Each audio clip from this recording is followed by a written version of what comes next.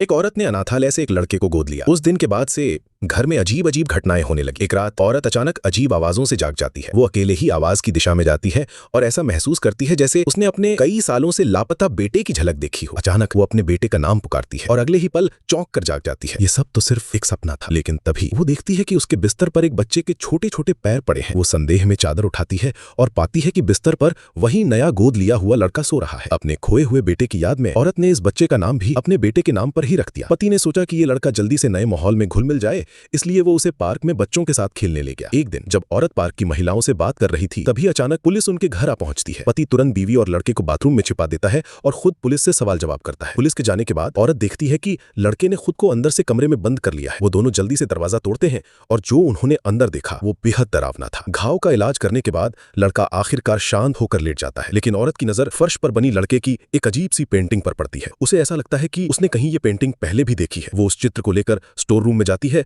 और अपने बेटी की बचपन की ड्राइंग्स निकालती है। तुलना करने पर वो दंग रह जाती है। दोनों ड्राइंग्स बिल्कुल एक जैसी हैं। अगले दिन पति अपने बेटे की पुरानी तस्वीर देखकर उसे याद करता है। तभी उसे यह एहसास होता है कि पिछली रात लड़के के माथे पर लगी चोट बिल्कुल उसी जगह है जहां कभी उनके बेटे को चोट लगी थी। उधर जब औरत लड़के के बाल संवार रही होती है, वो अचानक आईने में देखती है। आईने में लड़के का चेहरा नहीं बल्कि अपने बेटे का चेहरा दिख रहा है। वो डर के मारे सन्न रह जाती है। पति ये सारी बातें अपने दोस्त को बताता है। वो कहता है कि ये बच्चा जानबूझकर उसकी पत्नी को भ्रमित कर रहा है, बेटे की तरह व्यवहार करता है, उसकी आदतें कॉपी करता है, यहां तक कि उसी जगह चोट भी बनवा ली। दोस्त सलाह देता है कि लड़के का ब्रेन स्कैन करवाना चाहिए। जांच के बाद डॉक्टर कोई गड़बड़ी नहीं पाते, लेकिन पति अभी भी शक में है। सच जानने के लिए वो अनाथालय लौट जाता है और लड़के के पुराने कमरे में सुराग ढूंढने की कोशिश करता है। जब उसे कुछ नहीं मिलता, वो जाने ही वाला होता है कि उसकी नजर टेबल के कोने में रखे एक पुराने अखबार पर पड़ती है। वो अखबार उठाकर देखने ही वाला होता है कि वही सख्त मिजाज नन उसे रोकती है और अनाथालय से बाहर निकाल देती है। घर लौटने पर पत्नी उसे खुशखबरी देती है। पति उसे गले लगाकर बेहद खुश हो जाता है। दोनों उस खुशी में डूबे रहते हैं, लेकिन उन्हें जरा भी अंदाजा नहीं होता कि पीछे खड़ा लड़का बिना आवाज किए